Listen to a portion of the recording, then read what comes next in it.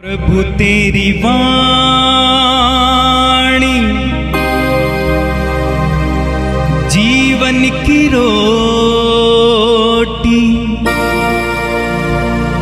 नयनों की ज्योति,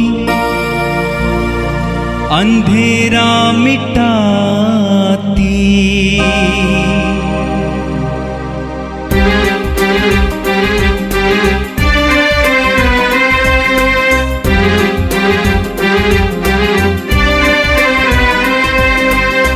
प्रभु तेरी वाणी जीवन की रोटी, नयनों की ज्योति, अंधेरा मिटाती।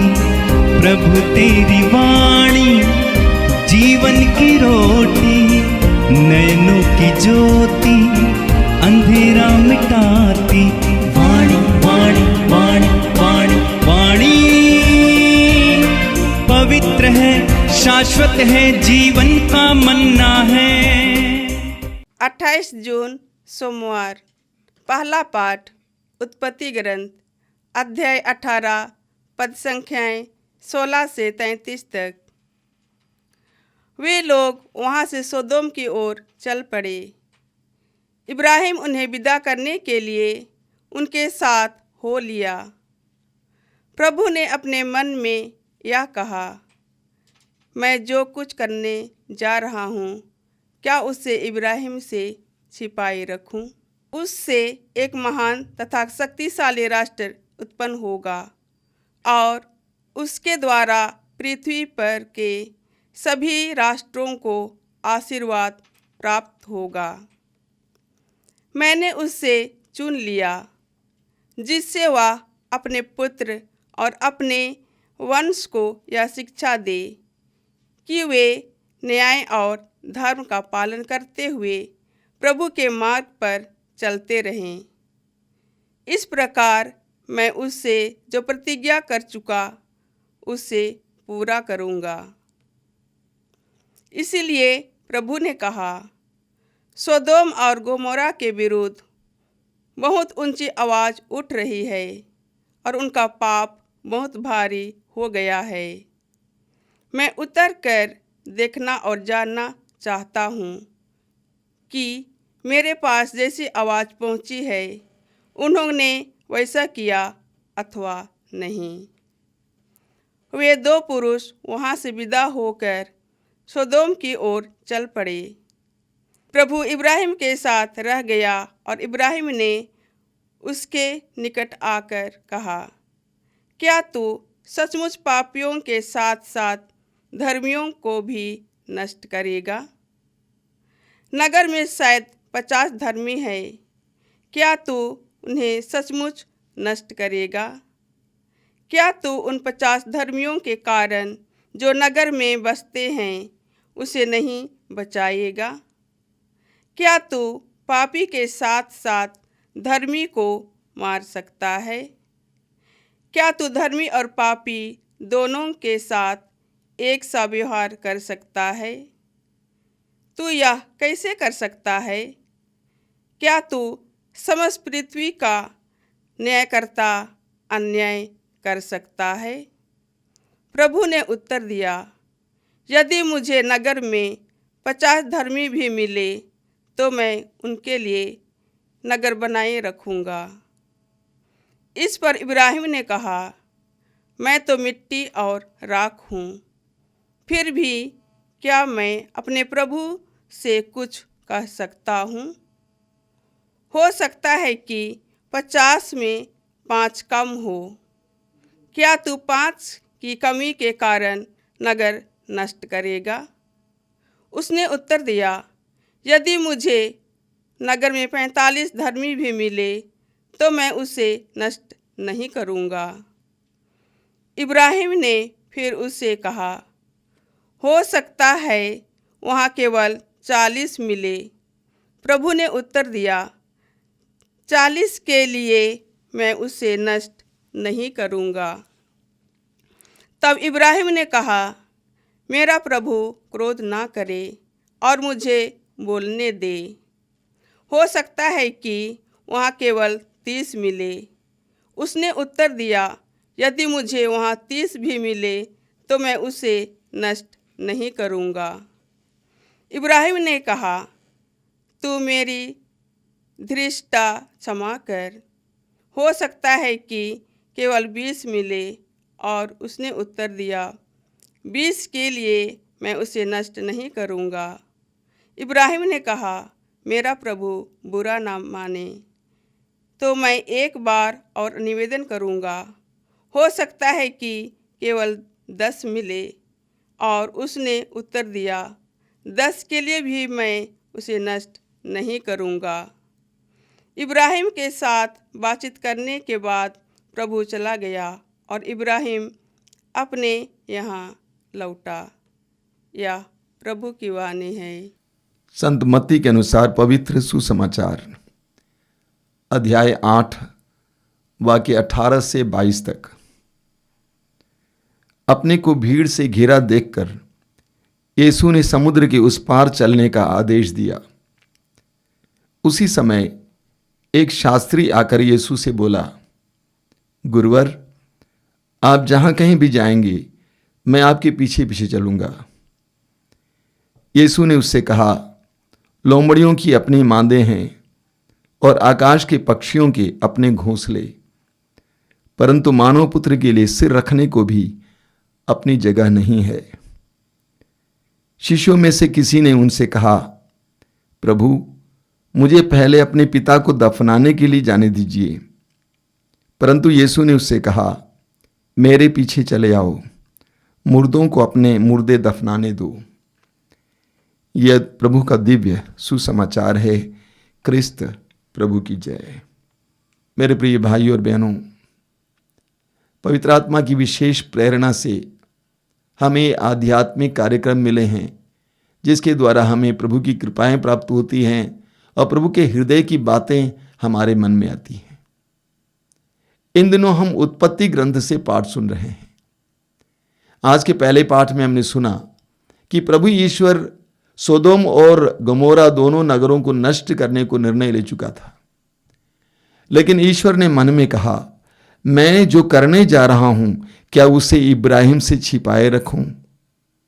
उससे एक महान तथा शक्तिशाली राष्ट्र उत्पन्न होगा और उसके द्वारा पृथ्वी पर के सभी राष्ट्रों को आशीर्वाद प्राप्त होगा। इसलिए प्रभु ने निर्णय लिया कि मैं इब्राहिम से इसके बारे में बताऊंगा। और ईश्वर ने इब्राहिम से कहा भी। सोदोम और गोमोरा के लोग पापी हो चुके थे। दोनों नगरों में पाप भर गया था, विशेष करके समलैंगिकता का पाप। समलैंगिकता के पाप में वे विनष्ट हो रहे थे। इसलिए ईश्वर ने तय किया कि मैं दोनों नगरों को नष्ट करूंगा। और जब ईश्वर ने इब्राहिम से कहा इसके बारे में, तो इब्राहिम उनके लिए प्रार्थना करना शुरू किए। नबी आमोस के ग्रंथ के अध्याय 3 उसके वाक्य 7 में हम पढ़ते हैं, प्रभु ईश्वर नबियों अपने सेवकों को सूचना दिए बिना कुछ नहीं करता। प्रभु ईश्वर नबियों अपने सेवकों को सूचना दिए बिना कुछ नहीं करता। ईश्वर अपनी योजनाओं को प्रकट करता है, अपने चुने हुए लोगों के सामने प्रकट करता है। हम लूकस के सुसमाचार के अध्याय 9 में पढ़ेंगे, जब प्रभु यीशु पहाड़ पर प्रार्थना कर रहे थे उस समय उनका रूपांतरण हुआ और उस समय एलिया और मूसा दिखाई दिए, जिन्होंने यीशु के भविष्य में होने वाली उनकी मृत्यु, उनके दुखभोग के बारे में यीशु को बता रहे थे। यानी यीशु को पहले से ही उनके दुखभोग और मृत्यु के लिए तैयार कर रहे थे। ईश्वर ऐसा करता है। आज भी बहुत सारे विश्वासियों के जीवन में हमें देखने को मिलता है कि प्रभु सपनों के द्वारा, संदेशों के द्वारा यह प्रकट करता है कि क्या होने वाला है राष्ट्रों के जीवन में, कलीसिया में, परिवार में, व्यक्तिगत जीवन में क्या होने वाला है, उसके बारे में उनको ज्ञान प्रदान करता, संदेश देता है। कई विश्वासियों से मैंने सुना है कि वे आकर बताते हैं कि प्रभु ने सपने के द्वारा मुझसे ये कहा और वैसा ही हुआ। प्रभु ईश्वर ऐसा करता है। जब इब्राहिम को सोदोम और गोमोरा के विनष्ट होने का संदेश मिला तो इब्राहिम ने क्या किया? इब्राहिम दोनों नगरों के लिए प्रार्थना करना शुरू करता है। दोनों नगरों के लिए ईश्वर के सामने खड़ा होकर प्रार्थना करना शुरू करता है, जिसका वर्णन आज आपने सुना। हमें भी जो संदेश मिलता है, तब हमें क्या करना चाहिए? सपने के द्वारा, दिव्य दर्शनों के द्वारा, व्यक्तिगत प्रार्थना के द्वारा, किसी के भी जीवन में विपत्ति का संदेश मिलता है, दुखदायक संदेश मिलता है, सुखदायक भी संदेश मिलता है, तो हमें क्या करना चाहिए? इब्राहिम की तरह हमें भी प्रार्थना करनी चाहिए। उस व्यक्ति के लिए, उन व्यक्तियों के लिए, उस संस्था के लिए प्रार्थना करने की आवश्यकता है। इतना ही नहीं, सोदोम और गोमोरा के लोगों के विनष्ट होने के बारे में संदेश मिलते ही इब्राहिम उनके लिए प्रार्थना करते हैं। हमारे आसपास में जब लोग दुखी हैं, पीड़ित हैं, विपत्तियों से घिरे हैं, उस समय हमें क्या करना चाहिए? हमें भी उनके लिए प्रार्थना करने की आवश्यकता है, मध्यस्थ बनने की आवश्यकता है। इब्राहिम की तरह पुकार पुकार कर प्रार्थना करने की आवश्यकता है। इब्राहिम ने प्रभु से कहा कि प्रभु, यदि वहां 10 धर्मी भी मिले, क्या तू उन दोनों नगरों को नष्ट करेगा? प्रभु ने कहा बिल्कुल नहीं। उसके बाद इब्राहिम आगे बोलता नहीं है, लौट जाता है, क्योंकि इब्राहिम जानता था ईश्वर न्यायी है। अगर 10 धर्मी भी वहां पे मिलते तो ईश्वर दोनों नगरों को नष्ट नहीं करता, लेकिन ऐसा नहीं पाया गया। मेरे प्रिय भाई और बहनों, प्रभु ने कहा अगर 10 भी धर्मी मिले, मैं दोनों नगरों को नष्ट नहीं करूंगा। आज ईश्वर ने इस संसार को नष्ट नहीं किया है, हमारे समाज को नष्ट नहीं किया है, हमारे परिवारों को नष्ट नहीं किया है। हालांकि हम पाप में जी रहे हैं, तो उसका कारण है कि आज भी यहां धर्मी हैं, आज भी यहां ऐसे इंसान हैं, ऐसे व्यक्ति हैं, ऐसे लोग हैं जो सत्य, न्याय, प्रेम के मार्ग पर जीते हैं, जो ईश्वर के मार्ग पर जीते हैं, ईश्वर के वचनों का पालन करते हैं। इसलिए संसार, हमारा समाज और हमारे परिवार टिके हुए हैं। और आज के सुसमाचार में हमने देखा कि एक शास्त्री आकर यीशु से बोलता है, गुरुवर, आप जहां कहीं भी जाएंगे, मैं आपके पीछे पीछे चलूंगा। हम सुसमाचारों में देखते हैं कि प्रभु बहुत आकर्षक थे। वे जहां कहीं भी जाते थे, भीड़ की भीड़ उनके चारों ओर इकट्ठी होती थी, और प्रभु यीशु उनके बीच में चमत्कार और चिन्ह प्रकट करते थे, रोगियों को चंगा करते थे, अबदूतों को निकालते थे, बड़े बड़े चिन्ह और चमत्कार प्रकट करते थे। ये सब देखने के बाद कई लोग यीशु की ओर आकृष्ट हुए। भीड़, चमत्कार सब देखने के बाद बहुत सारे लोग यीशु की ओर आकृष्ट हुए। ये शास्त्री भी यीशु की ओर आकृष्ट हुआ और कहता है कि गुरुवर, आप जहां कहीं भी जाएंगे, मैं आपके पीछे पीछे चलूंगा। प्रभु का क्या जवाब था? प्रभु ने जवाब दिया, लोमड़ियों की अपनी मांदे हैं, आकाश के पक्षियों के अपने घोंसले, परंतु मानव पुत्र के लिए सिर रखने को भी अपनी जगह नहीं है। प्रभु यीशु की शिक्षाएं बहुत स्पष्ट थी। प्रभु भीड़ को देखकर, लोगों की प्रशंसा को सुनकर फूलते नहीं थे, अपने संदेश को हल्का नहीं करते थे, स्पष्ट। प्रभु ने कहा, मेरे मित्र, तुम कहां तक मेरे पीछे चले आओगे? मैं तुम्हें सांसारिक सुख सुविधाएं नहीं दे सकता हूं, मैं तुम्हें सांसारिक सुरक्षा नहीं दे सकता हूं। आकाश के पक्षियों के अपने घोंसले हैं, लोमड़ियों के अपने मांदे हैं, लेकिन मेरे पास अपना सिर छिपाने के लिए भी जगह नहीं है। कहां तक मेरे पीछे पीछे चले आओगे? प्रभु यीशु इस संसार में हमें सांसारिक सुरक्षा और सुख सुविधाएं देने नहीं आए। यह सच्चाई है, प्रभु यीशु ये सब देते हैं, लेकिन वह देने नहीं आए हैं। प्रभु यीशु हमें अनंत जीवन के मार्ग बताने के लिए आए हैं। यह सच्चाई है, जब हम प्रभु के पास आते हैं तो प्रभु की कृपाएं हमें प्राप्त होती हैं और सांसारिक और भौतिक लाभ भी हमें प्राप्त होता है, लेकिन उसको ही देने के लिए प्रभु यीशु इस संसार में नहीं आए। बहुत सारे विश्वासी लोग यीशु के पास भौतिक लाभ के लिए आते हैं, सांसारिक लाभ के लिए आते हैं, केवल चंगाई के लिए आते हैं। बेटा बड़ा हो गया है, नौकरी चाहिए, हो जाता विदेश में नौकरी मिल जाती, पासपोर्ट लेकर आते हैं, प्रभु प्रार्थना कीजिए, स्वामी जी, फादर जी प्रार्थना कीजिए। बेटी बड़ी हो जाती है, एक अच्छा वर चाहिए, तब उसके लिए आ जाते हैं। अधिकतर विश्वासी प्रभु के पास केवल भौतिक लाभ के लिए आते हैं। लेकिन आज के वचन के द्वारा प्रभु हमें इस ओर इंगित करते हैं कि मैं सांसारिक सुरक्षा और सांसारिक सुख सुविधा देने नहीं आया, अनंत जीवन के लिए तुम्हें तैयार करने आया। अगर मैंने तुम्हें कोई वरदान दिया है, तरक्की दी है, बच्चे दिए हैं, कृपाएं दी हैं, यह इसलिए है ताकि तू ईश्वर की महती दया के बारे में अनुभव करोगे, ईश्वर की दया पर विश्वास करोगे, ईश्वर के सामर्थ्य पर विश्वास करोगे और ईश्वर की बताई हुई बातों को मानोगे, उस मार्ग पर चलोगे। यही प्रभु के चमत्कारों का उद्देश्य है। भौतिक नहीं है बल्कि पारलौकिक है, अनंत जीवन की ओर है। दूसरे व्यक्ति को प्रभु यीशु ने स्वयं बुलाया। उस व्यक्ति ने क्या कहा? प्रभु मुझे पहले अपने पिता को दफनाने के लिए जाने दीजिए। क्या मतलब है अपने पिता को दफनाने के लिए जाने दीजिए? क्या पिता मरा पड़ा था क्या? बिल्कुल नहीं। अभी पिता बुजुर्ग हैं, वृद्ध हैं, उनको और आगे बढ़ने दीजिए। जब वो मर जाएंगे उनको दफना के मैं आपके पीछे चले आऊंगा। यानी वह यीशु की बात को मानने को तैयार नहीं है, बल्कि अपने पिता के प्रति जो जिम्मेदारी उसको पूरा करने के लिए सोचता है। प्रभु कहते हैं मुर्दों को अपने मुर्दे दफनाने दो, तुम मेरे पीछे चले आओ। उनको दफनाने के लिए बहुत सारे लोग संसार में मिलेंगे, लेकिन तुम मेरे पीछे चले आओ।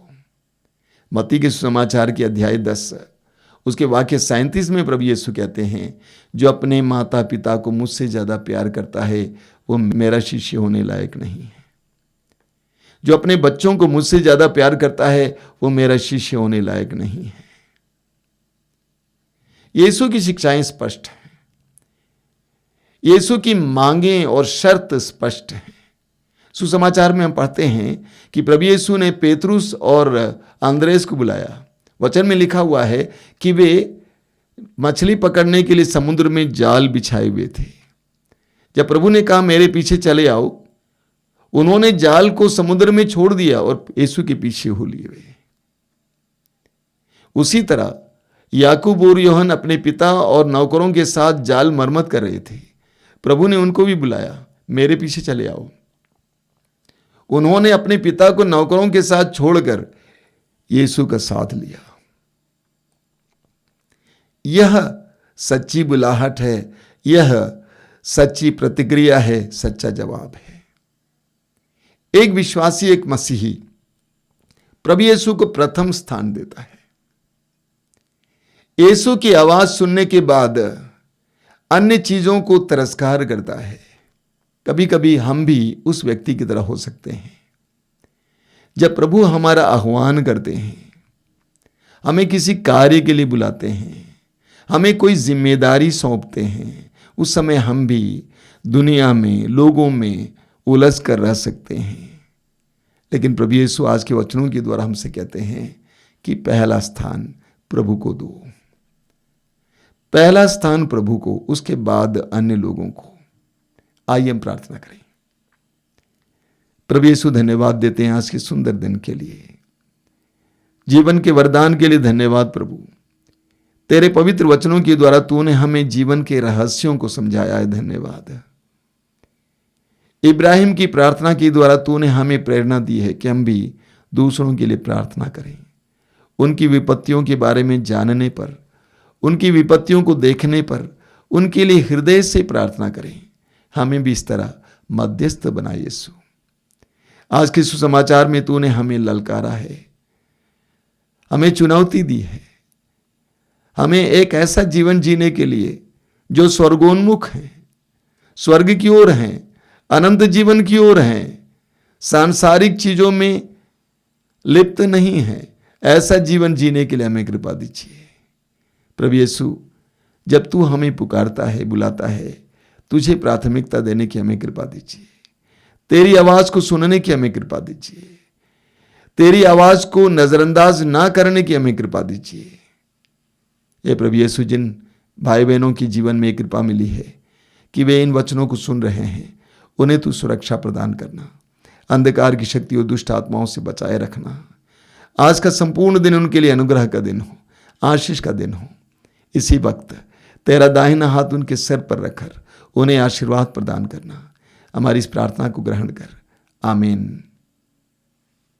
प्रभु तेरी वाणी जीवन की रोटी, नयनों की ज्योति, अंधेरा मिटाती। वाणी वाणी वाणी वाणी वाणी पवित्र है, शाश्वत है, जीवन का मन्ना है।